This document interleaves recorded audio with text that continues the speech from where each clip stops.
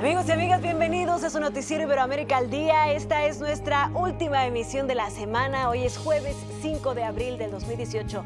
Yo soy Ana Cristina Olvera, es un placer saludarlos. Lo invito a que me acompañen la siguiente media hora con lo más relevante de la información iberoamericana.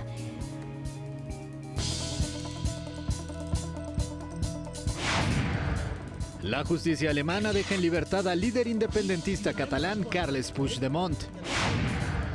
La Corte Suprema de Brasil niega el recurso habeas corpus al expresidente Luis Inácio Lula da Silva.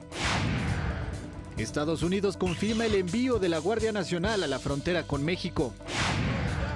El presidente de Venezuela, Nicolás Maduro, hace un llamado a defender al bolívar como moneda nacional. Y en los deportes, Guadalajara de México da el primer paso para llegar a la final de la Liga de Campeones de la CONCACAF.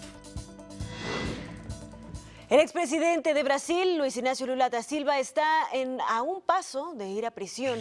Luego de más de 10 horas de debate, la Corte Suprema rechazó un recurso del exmandatario para poder apelar en libertad la condena de 12 años de cárcel por corrupción y lavado de dinero que pesa en su contra. Sin embargo, con esta decisión, Lula no irá preso inmediatamente. La defensa del exmandatario tiene hasta el próximo martes para presentar un último recurso en busca de anular las penas y evitar su encarcelación. Los magistrados tendrán que decidir si aceptan analizarlo y, en caso de que así sea, definir una sesión para pronunciarse al respecto. Con ello se prevé que el proceso se aplace por lo menos hasta finales de abril. Y para darnos más detalles de lo que se está viviendo en estas horas en Brasil y los posibles panoramas para Lula da Silva, nos enlazamos con Heriberto Araujo, él es corresponsal de la Agencia de Noticias del Estado Mexicano, ahí en Brasil. Heriberto, muchísimas gracias por tomarnos esta comunicación. ¿Cómo se está viviendo esta situación allá en Brasil? Hola, buenas tardes. Bueno, pues sin duda con una polarización que ya era previa a este análisis del habeas corpus y que lleva semanas, si no meses, pues imperando aquí en Brasil con una gran polarización. Por un lado, partidos de la izquierda y sectores de los llamados movimientos sociales que son muy fieles a Lula y que habían depositado todas las esperanzas en un tercer mandato. Y por otro lado, los partidos políticos de centro-derecha que se congratulan de que el político más popular hasta ahora y que más intención de voto tiene en los sondeos, pues de alguna forma empieza a vislumbrarse que quizá no esté en las elecciones de octubre, y eso sin duda abre un nuevo panorama electoral pues para estas elecciones de este año en Brasil. Precisamente en ese sentido, Heriberto, pues ¿qué es lo que está sucediendo en torno a si tienen una opción B para postular a alguien, dado el caso de que Lula no pudiera contender en las elecciones? Bueno, el Partido de los Trabajadores hoy ha vuelto a reiterar por enésima vez que no tiene un plan B, que no tiene otro candidato. Lo que está claro es que es una de las mayores fuerzas políticas de aquí de Brasil y que a alguien tendrá que presentar. No se sabe muy bien cuál va a ser la estrategia. Todavía siguen apostando que los recursos judiciales, incluso con una eventual entrada de Lula da Silva en prisión en las próximas semanas o incluso en los próximos días, siempre se podría intentar revertir ese ingreso en prisión. Recordemos que una de las razones por las cuales las cortes en Brasil son muy sensibles a dejar una salida de prisiones por cuestiones de salud, y Lula tiene 72 años y ya superó un cáncer hace 5 o 6 años. Entonces, todavía no está claro cuál va a ser la estrategia del PP. Se habla de que eventualmente podría ser exalcalde de São Paulo, Fernando Haddad, quien podría sustituirle, pero en cualquier caso ese debate todavía no ha sido puesto encima de la mesa por el partido gran partido de la izquierda aquí en Brasil. ¿Se tiene alguna perspectiva más clara de lo que pasará en los siguientes días en torno a qué decidirá la Corte, cuándo se pronunciará al respecto? Bueno, la Corte Suprema se pronunció ayer, fueron casi 11 horas de deliberación, de un debate que casi se vivió como un partido de fútbol, porque al final acabó 6-5 y en el último voto, ¿no? Y eso ya era pasada la medianoche, que ese habeas corpus no se le va a conceder a Lula, y eso significa que tendrá que cumplir la jurisprudencia en vigor actualmente, y es que cuando acaben todos los recursos en segunda instancia, que es la Corte que ya le condenó en enero, pues tendrá que ingresar en prisión, salvo que él consiga algo que parece ahora mismo realmente improbable, pero que consiga otro recurso. Eso significa que por los plazos que se ven, hasta el 18 o 20 de abril deberíamos tener ya una decisión en firme de la segunda instancia, acabados, agotados todos los recursos por parte de Lula, y eso, pues como digo, le abocaría a su ingreso en prisión casi de forma inminente. Eso es algo que haya algún giro de 180 grados en el proceso, que no lo parece, pero bueno, en Brasil muchas veces uno no puede predecir lo que va a suceder porque son muchos los factores y muchos los actores que intervienen en este tipo de cuestiones. Claro, me imagino que los partidos, pues el resto de los partidos de oposición, estarán utilizando esta situación como moneda de cambio de cara a las elecciones, por supuesto. Bueno, la gran cuestión aquí es que lo que le suceda a Lula de alguna forma también hace vislumbrar lo que le puede suceder a tantos otros diputados, senadores y políticos del espectro brasileño que también han estado involucrados en la Lava Jato y en otros grandes escándalos de corrupción. Entonces, muchos de ellos, a pesar de que Lula pueda ser un rival político, se ponen de perfil al respecto del juicio, pues porque saben que si él está obligado a cumplir la condena en segunda instancia, pues lógicamente todos los demás también lo deberían ser. Y después de Lula, pues todavía hay una buena horda de políticos que deben todavía ser juzgados y probablemente condenados. Así que no es, yo diría que tampoco es un clima de euforia por el lado de la oposición o del rival natural o de los rivales naturales de la izquierda brasileña. Claro, pues esa es una postura interesante, Heriberto, pues te agradecemos mucho este enlace, estaremos pendientes, sobre todo principalmente el martes, para pues ver la defensa, qué es lo que presenta y si es que se podría dar un giro en este caso o todo va como pues parece que va a terminar con Lula tras las rejas. Muchísimas gracias por este contacto. Un saludo. Y el gobierno de Brasil informó que comenzó el proceso de interiorización de los migrantes venezolanos que se encuentran en el estado fronterizo de Roraima. Es decir, serán trasladados a otras ciudades del país para que accedan a una mejor calidad de vida y oportunidades. De inicio, 267 migrantes van a ser llevados a Sao Paulo y a Cuiabá en aviones de la Fuerza Aérea Brasileña. En este esfuerzo participan también el Alto Comisionado de las Naciones Unidas para los Refugiados y la Organización Internacional de Migración. Y en Venezuela, el presidente Nicolás Maduro hizo un llamado a defender el bolívar como moneda nacional. Esto luego de que el candidato opositor Henry Falcón propuso cambiar por el dólar. La Constitución es muy clara. Es el bolívar la moneda constitucional de la República y así la defenderé y así seguirá siendo. Llueva, truene o relampaguee. Y pido el apoyo del pueblo para defender el bolívar soberano. Pido el apoyo del pueblo para defender el derecho a una nueva economía. Recordemos que el pasado 22 de marzo el gobierno anunció la reconversión monetaria que se hará efectiva el próximo 4 de junio. Esta incluye la reducción de 3 ceros al bolívar y la implementación de un nuevo cono monetario. Ahí mismo en Venezuela, la Asamblea Nacional Constituyente aprobó un decreto para establecer las bases de la comercialización de la ya muy famosa criptomoneda, el Petro. El documento está compuesto por 12 artículos en los que se detallan las garantías del uso de la moneda virtual entre personas naturales y jurídicas en los sectores públicos y privados, así como en el manejo de bienes y servicios. Con este decreto, el gobierno venezolano podrá facilitar la creación de casas de cambio virtuales, así como ordenar el uso y la regulación de los criptoactivos. Para que vuele alto el Petro por el mundo, que el Petro salga galopando a traer desarrollo para Venezuela, felicidad para nuestro pueblo, sortear las dificultades y avanzar. Nada nos va a sacar del camino de la victoria. El presidente de los Estados Unidos, Donald Trump, firmó ya la orden ejecutiva para enviar a la Guardia Nacional a la frontera con México.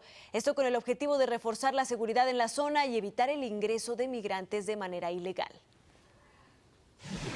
El presidente ordenó que el Departamento de Defensa y el Departamento de Seguridad Interna trabajen junto con nuestros gobernadores para desplegar la Guardia Nacional en nuestra frontera sur, para ayudar a la patrulla fronteriza.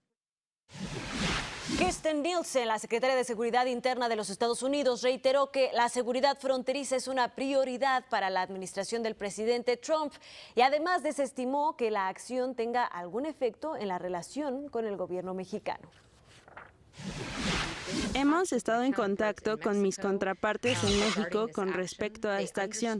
Ellos entienden el deseo de nuestra administración, así como la de ellos, para controlar el ingreso ilegal al país. Tras este anuncio, el secretario de Relaciones Exteriores mexicano, Luis Videgaray, se reunió precisamente con Kirstjen Nielsen, quien le aclaró que la Guardia Nacional únicamente realizaría labores de apoyo al Departamento de Seguridad Interior. Es decir, sus elementos no portarán armas ni realizarán funciones de control migratorio. Por su parte, el canciller mexicano expresó que la militarización de la frontera dañaría gravemente esta relación bilateral. ¿Pero qué es la Guardia Nacional? Bueno, le explicamos. Se trata de una milicia que está compuesta por voluntarios y que forman parte del ejército como componentes de reserva. Las misiones que realizan principalmente son las de proteger los intereses de los Estados Unidos en el extranjero y ayudar en tiempos de emergencia nacional, como podrían ser crisis humanitarias, desastres naturales o restablecer el orden en zonas de conflictos sociales. Cada gobernador es el comandante en jefe de su respectiva Guardia Nacional y cada estado cuenta con una en toda la Unión Americana. Sin embargo, en tiempos de crisis o de emergencia, el presidente de los Estados Unidos sí puede poner bajo su control a parte o al total de la Guardia Nacional. Y para hablarnos de esta medida, acabar de entender todos estos diferentes componentes, si es posible o no, qué tan difícil, cuál sería el costo, cuál sería también el costo político de esta medida del presidente de los Estados Unidos, Donald Trump. Le agradecemos muchísimo que nos tome la llamada a Javier Oliva. Él es experto en temas de seguridad, también internacionalista. Javier, muchísimas gracias por estar con nosotros. Al contrario, Ana, muchas gracias por la invitación y un gusto participar en tu espacio noticioso. Ayúdanos a entender un poco mejor, estimado Javier, de qué se trataría esta medida, en cuánto tiempo a lo mejor podría estar implementada, cuál sería el costo monetario, el costo político y qué implicaría tanto para los Estados Unidos como para México. Bueno, la Guardia Nacional forma parte de una compleja estructura de las Fuerzas Armadas de Estados Unidos. Para ponerlo en contexto a nuestro auditorio, los primeros soldados estadounidenses que llegaron a Irak y Afganistán fueron los integrantes de las Guardias Nacionales de Texas y de Arizona. Es decir, son soldados que, si bien en su enorme mayoría son voluntarios, el adiestramiento, la supervisión y el equipamiento corre por parte del Departamento de Defensa. Sus emolumentos, sus salarios y sus recursos de infraestructura, edificios, cuarteles, los paga el Estado de Estados Unidos correspondiente. Entonces es muy importante señalar que no son soldados aficionados o soldados de fin de semana, o sea, son soldados profesionales. Y su responsabilidad está justamente, lo que apuntabas en la nota introductoria, tiene que ver con asuntos básicamente de carácter doméstico. Ahora, enviar a la Guardia Nacional, independientemente de qué estado de Estados Unidos estamos hablando, a la frontera, pues evidentemente es un gesto hostil. Ya en el 2006, se llamó la operación, y Flanax en el 2010 con Barack Obama ya habían enviado elementos de la Guardia Nacional a la frontera con México. Es decir, en términos recientes sería la tercera ocasión que un gobierno estadounidense despliega personal de la Guardia Nacional en la frontera con nuestro país.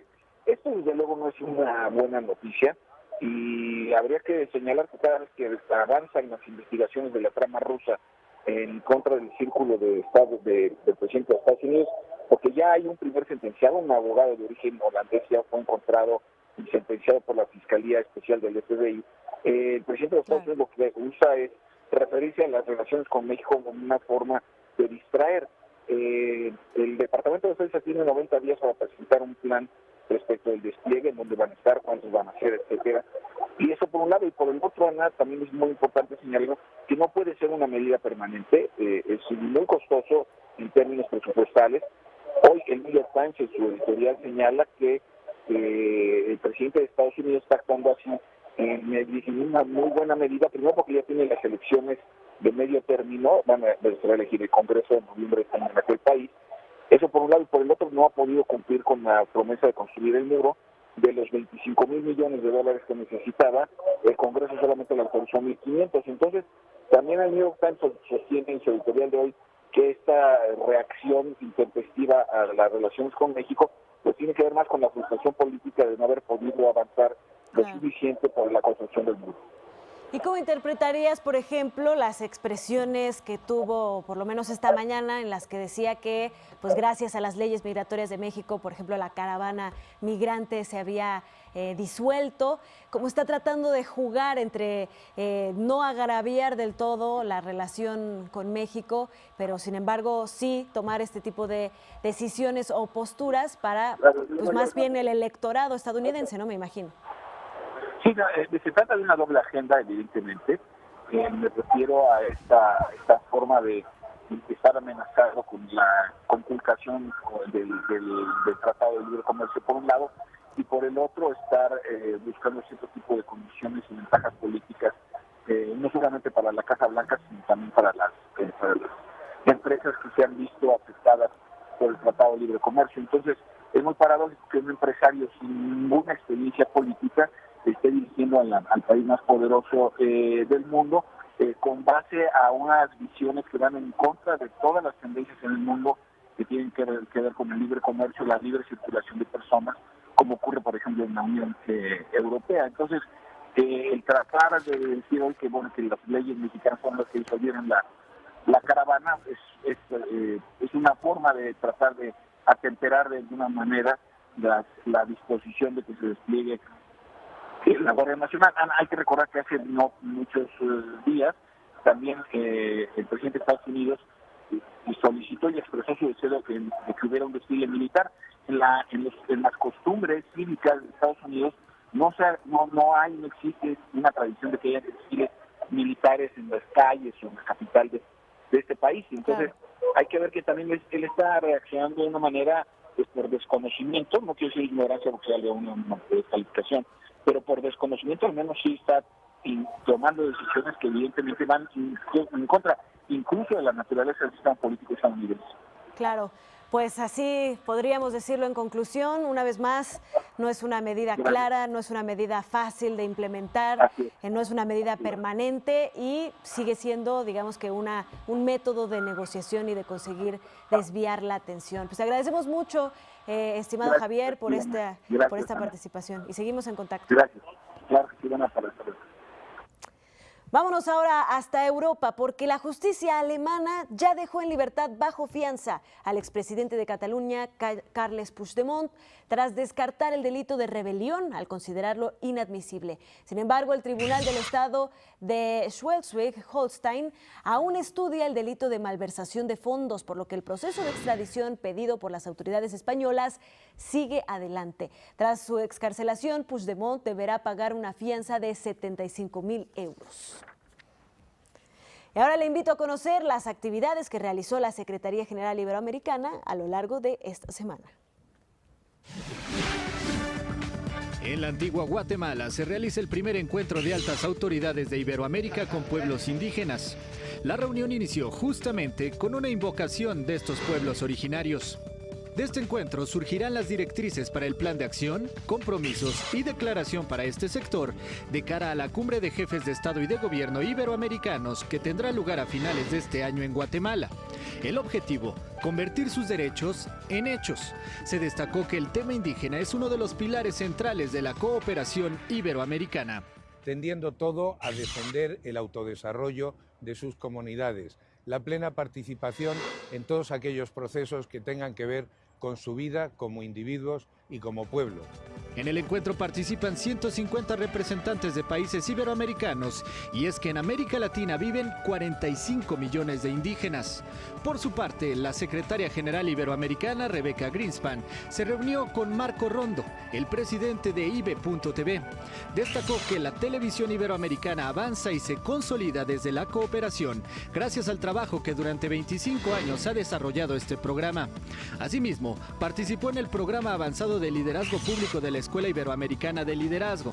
Ahí habló sobre la necesidad de recuperar la confianza en las instituciones ante una ciudadanía cada vez más informada y exigente. La ciudadanía también exige más y mejores políticas públicas en un contexto caracterizado por ese escepticismo o desafección, ¿no?, hacia ellas, hacia los actores públicos y hacia las instituciones públicas. Y esta contradicción solo podrá ser superada a través de la revalorización de las políticas públicas, del Estado.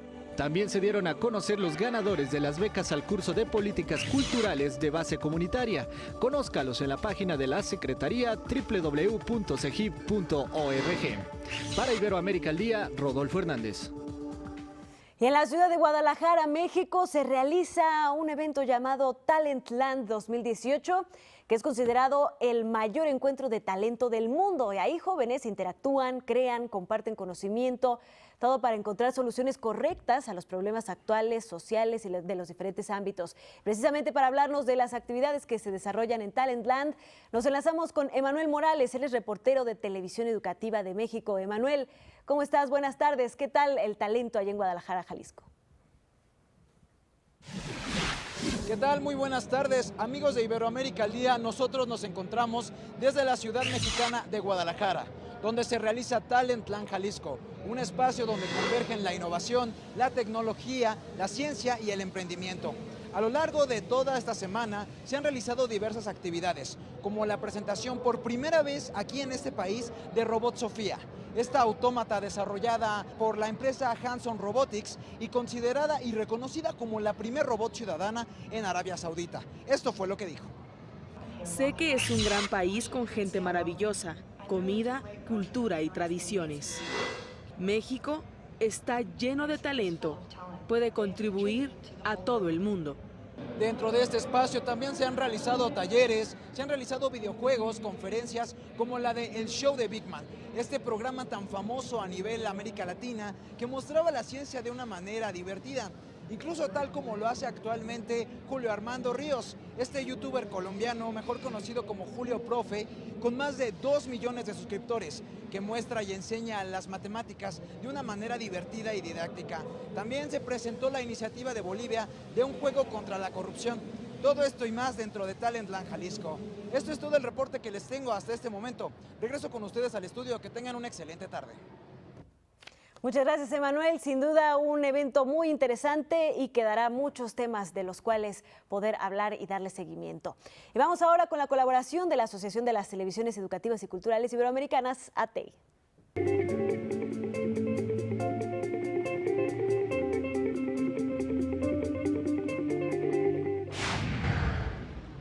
El departamento de Carazo posee un sinnúmero de destinos turísticos, siendo su fuerte el destino de sol y playa y los hermosos senderos de las diversas reservas que posee este lugar.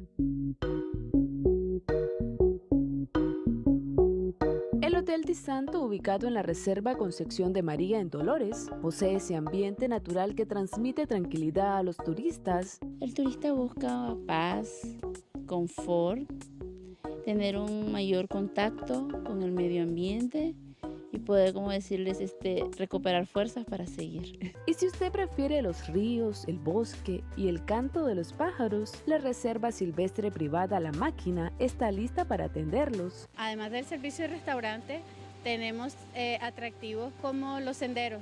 Tenemos 4 principales senderos, uno que es el Sendero de los Farallones, que es donde se puede observar impresionantes farallones que datan desde, posiblemente inclusive desde antes de la época de los dinosaurios. Para estas fiestas de fin de año, el departamento de Carazo posee una gama de opciones para disfrutar en familia.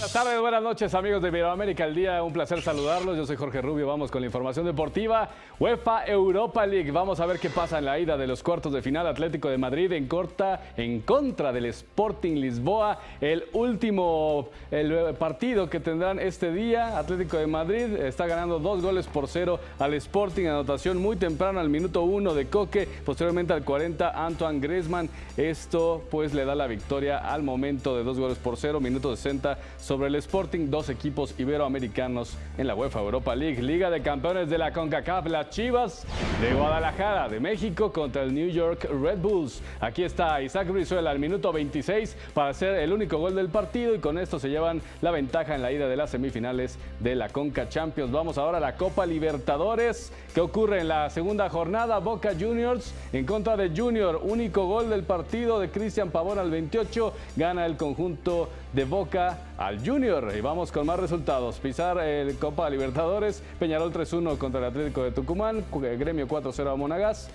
Cruzeiro 0-0 con Vasco da Gama. Y este día River Plate en contra de Santa Fe 19:15 horas. Vamos a otra información. La selección femenil de Colombia inició su participación en la Copa América 2018 con aplastante victoria de 7-0 sobre Uruguay. La delantera capitalina Usme fue la figura del partido al anotar 4 goles. Las charrúas sufrieron la expulsión de Yemina Rolfo antes de finalizar la primera parte y terminaron goleadas por un equipo colombiano que demostró ser una de las selecciones fuertes en esta competencia. Las cafetaleras retomarán actividad el 6 de abril cuando enfrenten a Chile, mientras que Uruguay se medirá a Perú el próximo 8 de abril. En más de esa Copa América femenina, Chile empató a 1 con Paraguay y hoy Ecuador contra Venezuela, Brasil en contra de Argentina. Vamos a otro deporte. La esgrimista mexicana Natalia Botello tuvo una destacada participación en el Campeonato Mundial de Esgrima celebrado en Verona, Italia. Botello logró llegar a la final en la modalidad sable para enfrentar a Olga Nikitina y tras un encuentro cerrado que se decantó 15-12 por la esgrimista rusa, la mexicana se quedó con la presea de plata. Recordemos que esta medalla se suma a la conseguida por Natalia el año pasado en el Campeonato Mundial Juvenil en Bulgaria, donde subió al podio en primer lugar y donde también obtuvo el bronce con el equipo femenil de México. Hasta aquí la información deportiva. Que tengan excelente tarde, excelente noche. Muchas gracias. Doña Gaby, regreso contigo. Cris. Gracias, Jorge. Se nos terminó el tiempo. Llegamos al final de esta emisión de Iberoamérica al Día. A nombre de todos mis compañeros que hacen posible este espacio informativo, muchísimas gracias también a Gaby, que hoy es su última emisión en Iberoamérica al Día. Les damos muchísimas gracias por su atención. Los dejamos hoy con música del cantautor Juan Luis Guerra en colaboración con Romeo Santos y esto que se titula Frío Frío. Y es que República Dominicana solicitó a la UNESCO que la bachata sea añadida a la lista del Patrimonio Cultural Inmaterial de la Humanidad. Que tengan un excelente día y nos vemos el lunes. Dime cómo está mi amor en tu amor, frío, frío, como el agua del río, oh caliente, como agua de la fuente, tibio, tibio, como un beso que cae y se enciende, si es que acaso le quieres.